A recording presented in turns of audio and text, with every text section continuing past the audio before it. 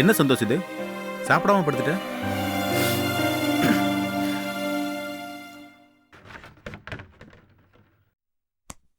அதே நினைச்சிட்டு இருக்க போறியா? நல்லபடியா எல்லாம் நடக்கும்டா. முதல்ல எழுந்து வந்து சாப்பிடு. பசிக்கலடா.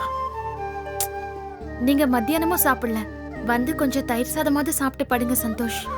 ப்ளீஸ் கம்பல் பண்ணாதீங்க. சாப்பிட்ற நிலைமையில இல்லை. எந்த நம்பிக்கையெல்லாம் சாப்பிடுவேன்? எனக்கு வாழவே பிடிக்கல. என்னடா அப்படி பேசுற? இப்ப என்ன பாரதி நீ நிரந்தரமாவ பிரிஞ்சுட்ட? கொஞ்சம் பொறுமையா இருடா. பாரதிட்ட பேசினா எல்லாம் சரியா போயிடும். என்ன நம்பு. நம்புறேன். ஆனா பேச விட மாட்டாங்க. பேசுறதுக்கு நான் பார்க்க கூட விட மாட்டேங்கிறாங்கடா. பிச்சைக்கார மாதிரி அவங்க வீட்டு வாசல்ல நின்று ஒரு 5 நிமிஷம் டைம் கொடுங்க, நான் பேசிட்டு போறேன் கெஞ்சனண்டா. ஒட்டு மொத்த குடும்பம் ஒண்ணா சேர்ந்து லபோதிபன் கத்துறாங்கடா. அவனோட தம்பி தரவன கட்டையை தூக்கி அடிக்க வரான். அவங்க அப்பா என்னடா என் காலை விடுறாரு, அவங்க அம்மா என்னடா வெளியே போட நாயன்னு சொல்லாத குறைய திட்டுறாங்க. அட போட, எனக்கு நம்பிக்கையே போச்சு. பாரதியை பார்த்து நடந்த உண்மையெல்லாம் சொல்லி அவளை கன்வின்ஸ் பண்ண, அவளுக்கு புரிய வைக்கலாம் நினைச்சேன். போச்சு. அந்த நம்பிக்கை செத்து போச்சு. பாரதி ஃபேமிலி மட்டும் தானே உன்னை நம்பல. பாரதி உன்னை நம்ப மாட்டேன்னு சொல்லல. அதுக்குள்ள ஏன்டா இப்படி மனசை தளர விடுற? டேய், என்னடா பேசிட்டு இருக்க? டே, ஒட்டுமொத்த குடும்பம் ஒன்னா சேர்ந்து வெட்டுவன் குத்துவன் கத்திட்டு இருக்காங்க. பக்கத்து வீட்டுல எல்லாம் சத்தம் கேக்குது. ஆனா வீட்டுக்குள்ள இருக்க பாரதி காதுல எதுவுமே விழாதா? டேய், இதே பழைய பாரதியா இருந்தா வீட்டு விட்டு வெளியே வந்து அவ கால கட்டி அவன் தம்பி அடிச்சு அவனை ஏன் கால அவளை வச்சிருப்பாடா? வரலையே. அப்ப என்ன அர்த்தம்? போயிடுச்சு. என் மேல அந்த நம்பிக்கை அவளுக்கு போயிடுச்சு. அதான் கேட்டாத போதுன்னு விட்டுட்டா.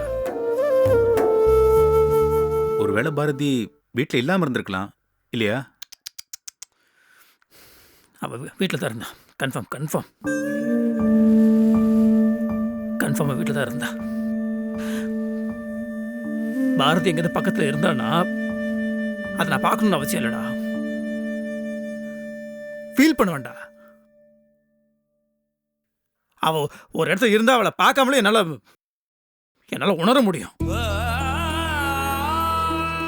நான் உணர்ந்தேன். அவ அங்கே இருந்தா எனக்கு தெரியும். சரி, பாரதிக்கு உன் மேல கோவம் இருந்ததுனே வச்சுப்போம். அதனால என்ன? அவங்கள பார்த்து பேசுற சந்தர்ப்பம் வரும்போது நடந்ததை விளக்கமா சொல்லிக்கலாமே. புருஷ முண்டாட்டிக்குள்ள பிரச்சனை வர்றதும் கொஞ்ச நாளைக்கு பிரிஞ்சு இருக்கிறதும் உலகத்துல நடக்காததா என்ன? அதெல்லாம் சாதாரணமான சண்டை தான். பரவாயில்லடா, இது ரொம்ப கேவலமான ஒரு விஷயம். நினைச்சா எனக்கே ஒரு மாதிரி வெறுப்பா இருக்கு.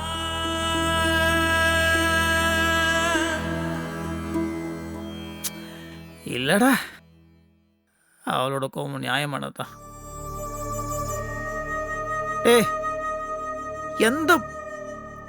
எந்த பொண்ணா இருந்தாலும் எதை வேணாலும் தாங்கிப்பாடா. ஆனா நம்பிக்கை துரோகம்ன்றது சான்ஸே இல்ல. ஏன் முடியாது? தாராளமா முடியும். அவ கண்ணால பார்த்தது நானும் அந்த பொண்ணும் ஏதோ தப்பு பண்ண மாதிரி எல்லாமே அப்படி அமைஞ்சிருச்சு. எல்லாருமே நம்பிட்டாங்க. ஓகேவா? அப்பேற்பட்ட விஷயத்தை எந்த பொண்ணும் ஏத்துக்க மாட்டான். எந்த குடும்பத்திலும் நடக்காதுடா. விடு. ஏன் எங்க குடும்பத்தில் நடக்கல?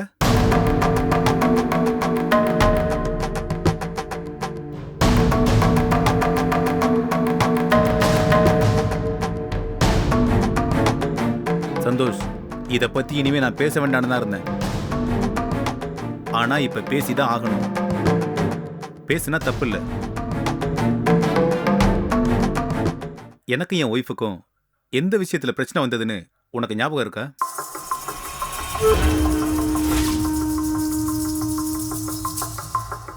நோ உன்னை குற்றம் சொல்றதுக்காக நான் இதை சொல்லலப்பா.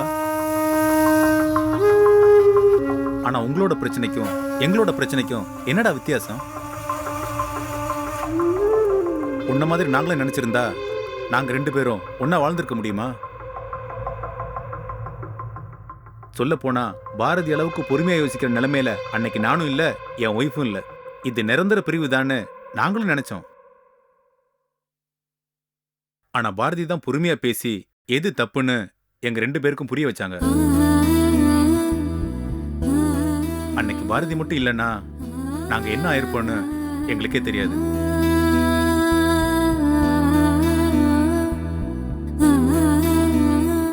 அன்னைக்கு அவ பண்ண தப்புக்கு நான் கொள்ளவெறியில இருந்தப்பா. என்னையும் என் தப்பையும் கன்னத்துல அரைகிற மாதிரி பேசி புரிய வச்சாங்க. தப்பு பண்ணாத மனுஷங்களே இல்ல சந்தோஷ். மத்தவங்க தப்பு பண்ணிட்டாங்கன்னு நாம யோசிச்சு பார்க்காம குற்றத்தை சுமத்திடுறோம். ஆனா அவங்க தப்பு பண்ணதுக்கு காரணமே நாம தாங்கிறத ரொம்ப ஈஸியா மறந்துடுறோம். பாரதி தான் என் தப்ப எனக்கு தெளிவா எடுத்து சொன்னாங்க. மத்தவங்க வாழ்க்கையில நடக்கிற பிரச்சனைய தெளிவா அலசி நியாயமா பேசி சரி பண்ணி வைக்க முடியுங்கிற பாரதிக்கு உங்க வாழ்க்கையில் நடக்கிற பிரச்சனைய சால்வ் பண்ண முடியாதா என்ன?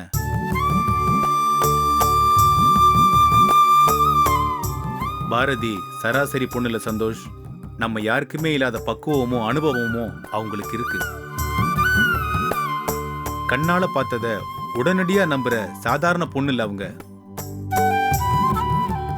இன்னைக்கு கூட உங்க மேல இருக்கிற அக்கறையை விட பாரதியோட லைஃப் நல்லா இருக்கணும் தான் நாங்க உங்களை இந்த வீட்ல வச்சிருக்கோம் சந்தோஷ். எங்களை சேர்த்து வச்ச பாரதிக்கு நாங்க செய்யற ஒரு நன்றி கடனா இதை இருந்துட்டு போட்டோம்னு நினைக்கிறோம். பாரதி ஏத்தி வச்ச விளக்கு எங்க 2 பேரோட மனசுலயும் இன்னைக்கும் எரிஞ்சுக்கிட்டே இருக்கு. நிரந்தரமா நாங்க 2 பேருமே அந்த வெளிச்சத்துலதான் ஒருத்தரை ஒருத்தர் பார்த்துக்கிட்டே இருக்க போறோம்.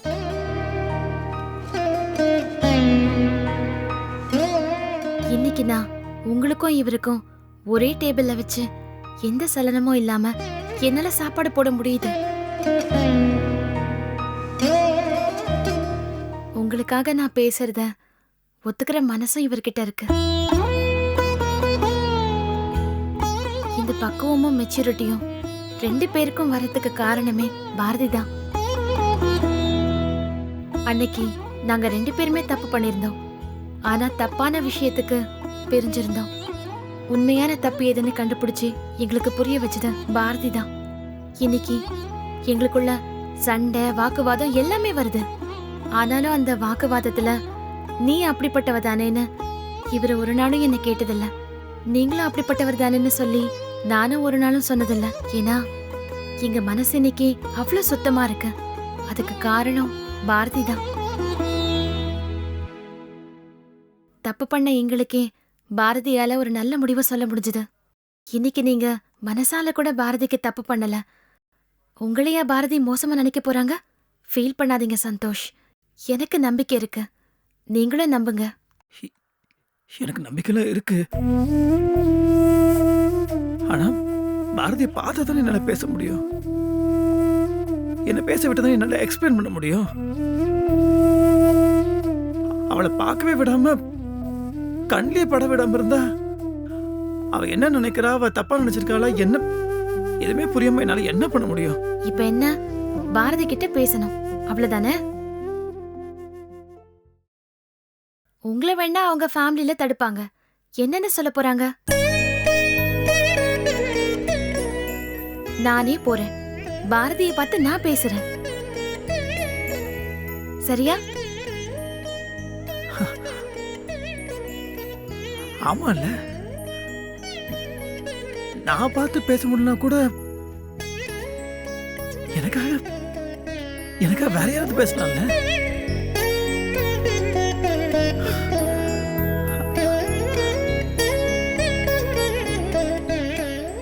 ஆனா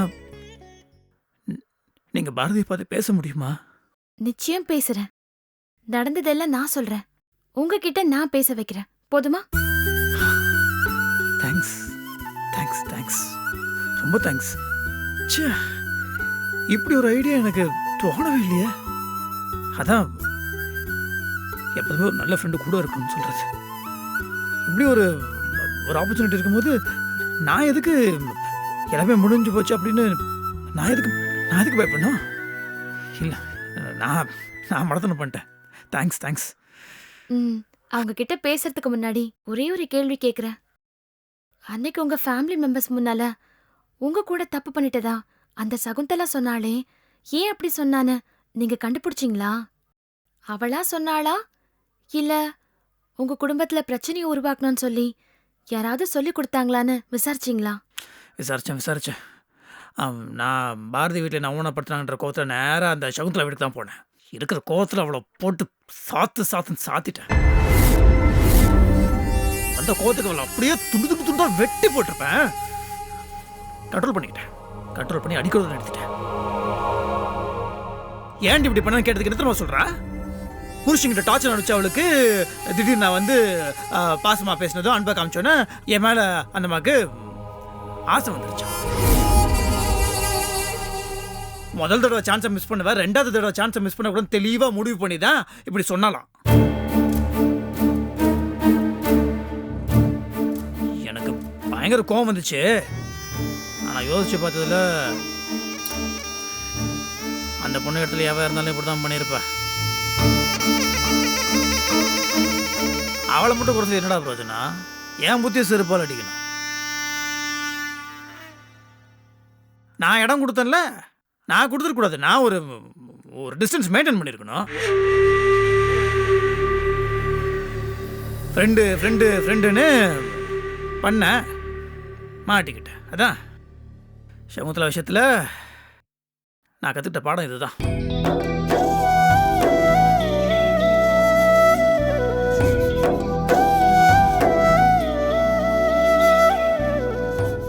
சரி, பேசுனதெல்லாம் போதும். இப்போவாது சாப்பிட வரீங்களா?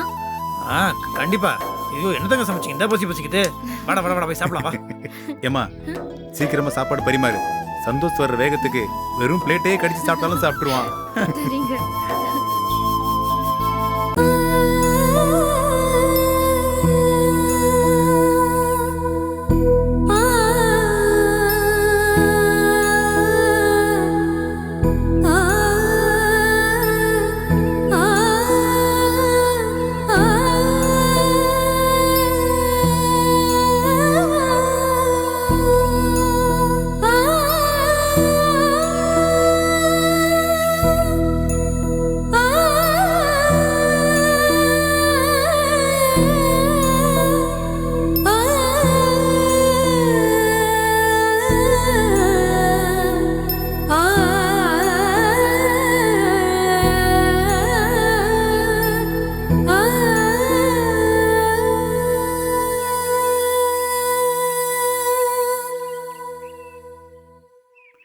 இதுக்கு மேலே நடக்கிறதுக்கு உன் வீட்டில் ஒன்றுமே இல்லைன்னு நினைச்சேன்.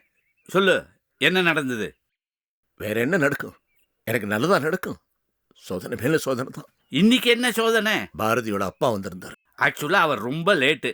சொல்லப்போனால் எல்லாருக்கும் முன்னாடி அவர் வந்து உன்னோட சண்டை போட்டிருக்கணும். சண்டை போட வரல பத்ரி. என் பாரதி எனக்கே திருப்பி கொடுத்துருப்பான்னு கெஞ்சி கேட்க வந்தார். டேய், சண்டை போட்டா சமாதானப்படுத்திடலாம்டா. இந்த மாதிரி கேட்கற விட்டு நான் என்னடா பதில் சொல்லுவேன்? என்னடா எல்லாம் தலைகீழ நடக்குது? நீ செய்ய வேண்டியதெல்லாம் அவர் செய்யறார். அதனால தான் என்னால ஒன்றும் பதில் பேச முடியல. இந்த மாதிரி ஒவ்வொருத்தரா வந்து என்ன சித்திரவதை பண்ணிக்கிட்டு இருக்காங்க. முதல்ல கதிர் வந்து ஏசினா, அடுத்தது இவர். ஏன்டா இப்படி ஒருத்தர் மாத்தி ஒருத்தர் எனக்கு தண்டனை கொடுத்துக்கிட்டே இருக்காங்க? மனசு தளர விடாதுடா. இதுவும் கடந்து போயிடும்னு தைரியமா இரு. எப்படிரா? 1-2 இருந்தா பரவாயில்ல, அடுக்கடுக்கா இப்படி வந்துகிட்டே இருக்கேடா. என்ன பண்ண சொல்றேன்? அந்த சந்தோஷ் பண்ண அயோக்கியத்தனத்தை குடும்பத்தோட எல்லாருமே தான் போய் பார்த்தோம். அதுக்கப்புறமும் அதுல சந்தேகப்பட என்னடா இருக்கு? மனசாட்சி இருக்கிறதுனால தான் பாரதி கிட்ட இனிமே நீ இவனோட வாழ வேண்டாமா, உன் வீட்டுக்கு போன விடுதலை கொடுத்தேன்.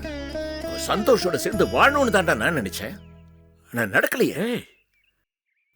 என்னடா நீ அவங்க பிரிக்கிறதெல்லாம் பத்தி பேச ஆரம்பிச்சுட்ட? இத்தனைக்கு பிறகும் அவங்களை சேர்த்து வைக்க சொல்றியா? எந்த முகத்தோடு நான் பாரதிட்ட அப்படி பேசுவேன்? கெட்டவன்னு தெரிஞ்சேதான் அவன் சந்தோஷ கல்யாணம் பண்ணிக்கிட்டா. அவன் திருந்திட்டான்னு நினைச்சு அவன் குழந்தை இப்போ வயத்துல சுமந்துக்கிட்டு இருக்கான். அவ நம்பிக்கையெல்லாம் போய் நிரூபணம் ஆனப்புறம் எந்த முகத்தை வச்சுட்டு நான் போய் அவட்ட பேசுவேன்? பாரதியோட அப்பா என்கிட்ட கேட்கிறாருடா, என் பாரதி என்கிட்ட திருப்பி கொடுத்துருங்க, கதிர் கையில காலில் விழுந்தாவது அவன் மனசை மாத்தி பாரதிக்கு அவனை கட்டி வைக்கிறேன். அவருக்கு நான் என்னடா பதில் சொல்லுவேன்? என்னடா சொல்ற? கதிர் தேவியை கல்யாணம் பண்ணிக்கிட்ட விஷயம் அந்த ஃபேமிலிக்கு தெரியாதா? தெரியாதுடா. நான் சொல்லல. சொன்னா நம்ம குடும்பம் மானம் போயிருமேன்னு நான் சொல்லாம மறைச்சிட்டேன். அப்படி சொல்லணும்னு நினைச்சா பாரதியே சொல்லிக்கிட்டோம்னு நான் விட்டுட்டேன். பாரதி அப்பாவுக்கு என்ன பதில் சொன்ன? வேற என்னடா பதில் சொல்ல முடியும்? என் பையனோட வாழ்க்கை தான் பாழா போயிருச்சு, என் பொண்ணோட வாழ்க்கையும் பாழா போகட்டும், தேவிட்டு இருந்து நான் விவாகரத்தை வாங்கி தரேன், அந்த கதிரை பாரதி கட்டி வைங்கன்னு நான் சொல்ல முடியும்?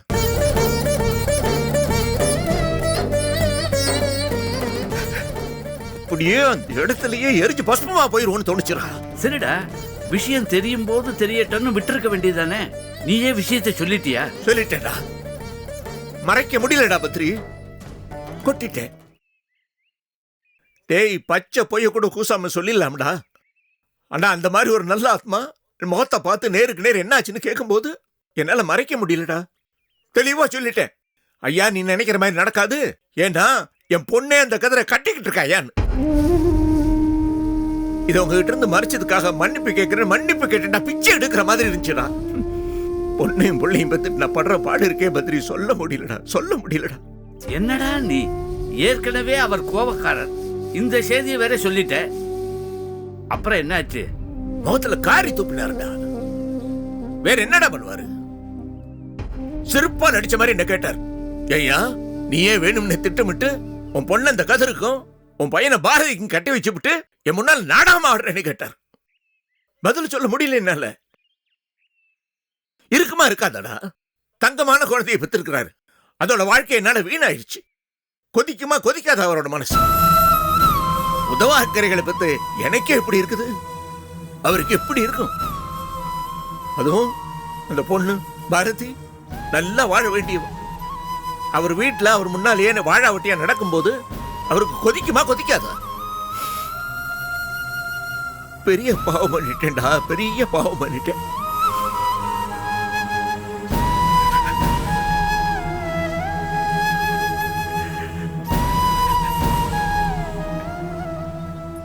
சிதம்பரம், இப்போ உனக்கு நான் இல்லடா, யாராலையும் ஆறுதல் சொல்ல முடியாது.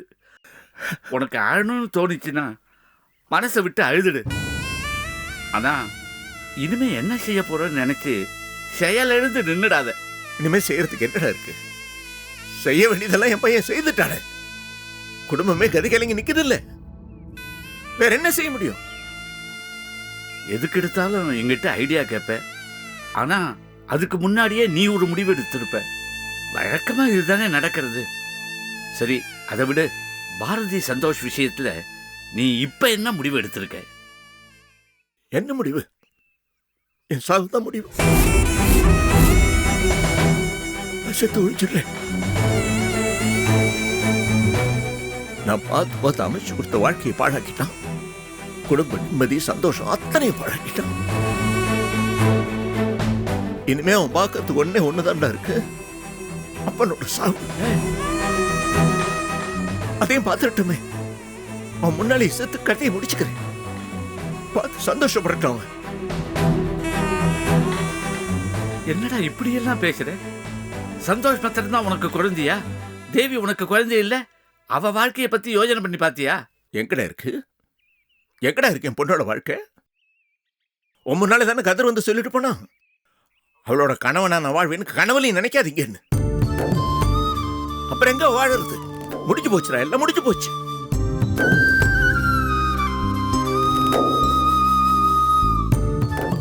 நான் பண்ணி வச்ச கல்யாணத்தை பாழாக்கிட்டு என் பையன் என்ன கொள்றான், தானா ஒரு கல்யாணத்தை பண்ணிக்கிட்டு என் பொண்ணு என்ன கொள்றா, தனியா கிடந்து சாவிடான்னு என்னை தவிக்க விட்டுட்டு என் பஞ்சாதி என்னைக்கோ போய் சேர்ந்துட்டான்.